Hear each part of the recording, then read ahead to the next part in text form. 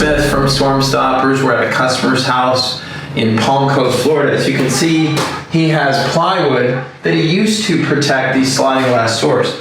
The challenge with sliding glass door is, in this case, it's huge. It's 8 foot wide. We don't have a panel that big. So we solved this problem with our welded brace right here.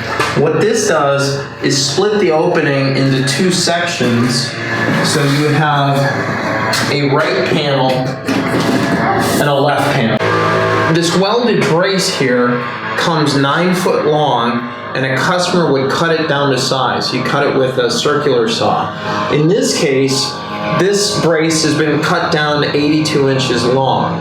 And the cool thing about these welded braces is you fasten them with the temporary 3M dual lock fastener at the top and the bottom, so this is only in place during the storm. Once the brace is in place, you would then have 2 or more panels that would go, it would mount to the brace, and then sides would mount to the frame of the slider.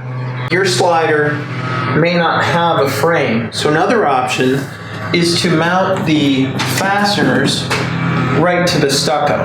The only caveat is that the fasteners are so strong, it could pull the paint off when you take the panel down. But this is how it would look. It'd be overlapped a couple inches on the right, on the top, and on the bottom.